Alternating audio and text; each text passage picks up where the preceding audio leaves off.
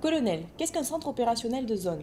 Alors, un centre opérationnel de zone est une structure d'état-major activée 24 heures sur 24 qui doit pouvoir analyser et apprécier une situation opérationnelle afin de permettre de concevoir et de proposer au préfet de zone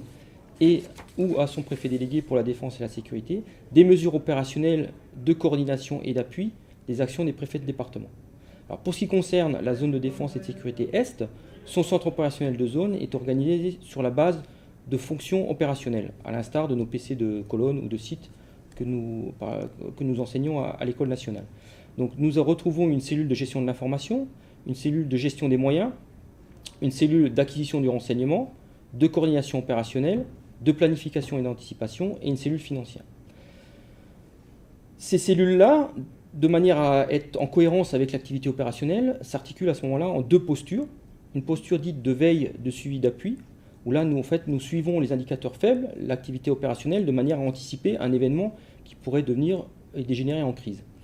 Et la seconde posture, c'est une posture dite de coordination qui correspond en fait à un événement qui va venir impacter plus d'un département et pour lequel il est nécessaire donc de coordonner l'action des préfets de département. Alors sur la première posture, elle est assurée par 3 personnels, l'ensemble des cellules fonctionnelles est assuré par 3 personnels, les 2 militaires des formations militaires de la sécurité civile qui sont présents 24 heures sur 24 donc, au centre opérationnel de zone et appuyés par un cadre de l'état-major interministériel de la zone qui assure une astreinte hebdomadaire.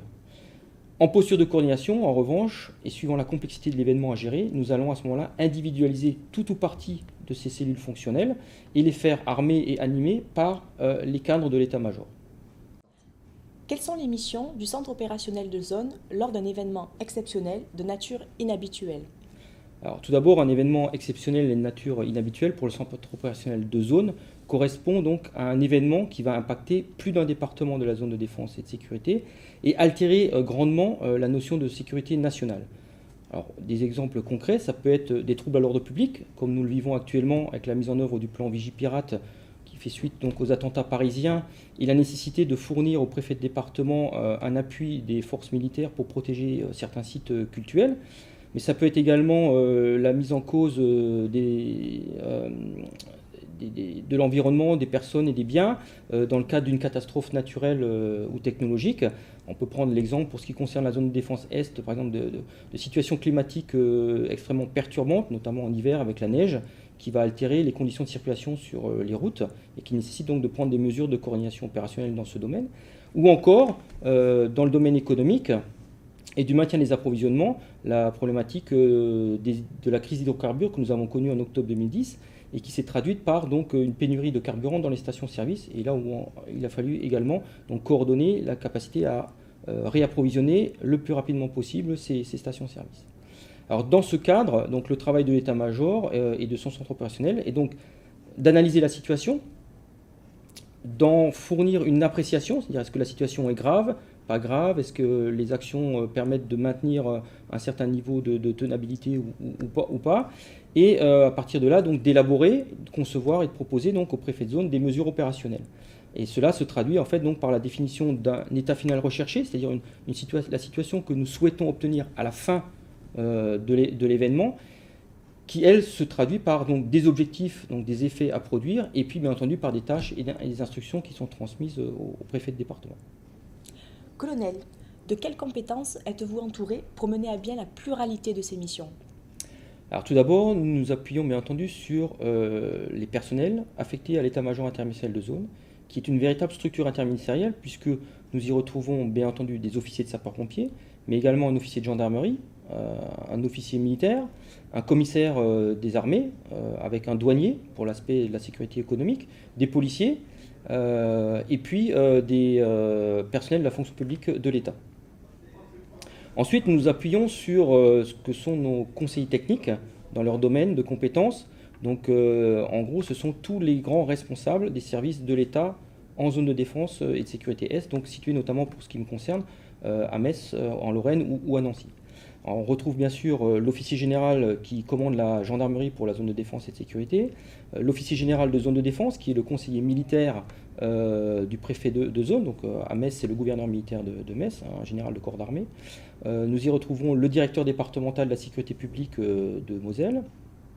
Et puis tous les grands directeurs régionaux, donc le directeur général de l'Agence régionale de santé, le directeur régional de l'écologie, l'aménagement et le logement, ce qu'on appelle l'ADREAL. Et dans les départements, vous les retrouvez sous la structure, la direction interministérielle dite DDT, la direction départementale des territoires. Puis on a également, bien sûr, d'autres grandes administrations. Et puis on a aussi les opérateurs, les grands opérateurs, donc EDF, GDF, SNCF, les opérateurs de téléphonie, qu'elles soient fixes ou mobiles, etc., etc. Voilà. Donc tous ces gens sont en fait nos conseillers techniques. Ils nous apportent leurs connaissances, leurs compétences dans leur domaine et nous permettent donc réellement d'élaborer une réponse globale à la situation. Et puis nos derniers interlocuteurs sur lesquels on s'appuie fortement et surtout pour lesquels nous travaillons, ce sont les interlocuteurs départementaux. Donc on y retrouve bien entendu en premier le préfet de département avec son directeur de cabinet et son service interministériel de défense et de protection civile. Et puis bien entendu, nous gardons un lien extrêmement étroit et serré avec les SDIS, puisque déjà d'une part, historiquement, les états-majors de zone sont issus de ce que les plus anciens ont connu sous l'acronyme CIRCOSC, donc les centres interrégionaux de coordination de la sécurité civile, qui était réellement l'échelon de coordination des sapeurs-pompiers, et qui est resté au travers donc, du centre opérationnel de zone, et donc qui nous permet en fait d'être un appui aux SDIS pour leur fournir des renforts si nécessaire. Colonel, qu'est-ce qu'apporte la culture d'un sapeur-pompier dans cette structure interservice ? D'abord, elle apporte effectivement sa culture, sa propre culture. C'est-à-dire qu'il faut qu'on puisse amener, nous, officiers de sapeurs-pompiers, nos caractéristiques, nos façons de faire, être en capacité d'expliquer à nos interlocuteurs qui sont généralement d'une fonction publique d'État, donc avec toute la structure étatique en place, nos caractéristiques, nos particularités, et notamment le fait que 80% de nos personnels sont des sapeurs-pompiers volontaires et que ça se manage d'une certaine manière, ça se mobilise pour l'aspect opérationnel d'une certaine manière, et donc ce qui impose des contraintes qui ne sont pas les mêmes que lorsqu'on mobilise des gendarmes, des militaires ou des policiers ou d'autres structures qui peuvent être mises à disposition d'un préfet de département. Mais je dirais que tout ça, en fait, l'intérêt de tout ça, c'est que ça s'agglomère à la culture du gendarme, à la culture du policier, du militaire, du douanier, et ça produit en fait quelque chose de relativement intéressant qui permet d'avoir une vision globale, quelque chose d'intégré, de réellement intégré, et de pouvoir proposer du coup donc réellement une vision globale de la situation au préfet délégué ou au préfet de zone, et donc des mesures opérationnelles déjà totalement intégrées. Colonel, à titre plus personnel, comment vivez-vous cette interculturalité ? Alors effectivement, là je ne pourrais parler que pour ce qui me concerne. Pour moi, cette interculturalité est réellement une opportunité très très importante parce que au contact de l'ensemble de cet environnement interministériel et en y mettant bien entendu la condition nécessaire, c'est-à-dire cette capacité à écouter et à entendre, donc une sorte d'empathie, et le résultat est qu'on grandit énormément nos connaissances et par le fait de l'expérience du travail ensemble, on augmente bien entendu nos compétences. Donc c'est un peu comme si maintenant je savais un peu parler, on va dire gendarme par exemple, un peu parler policier, un peu parler militaire. Voilà, donc tout ça c'est extrêmement intéressant et si on s'inscrit quelque part dans une évolution de carrière avec un retour après en territorial au sein d'un SDIS, dans une équipe de direction comme chef de groupement, directeur adjoint ou directeur départemental,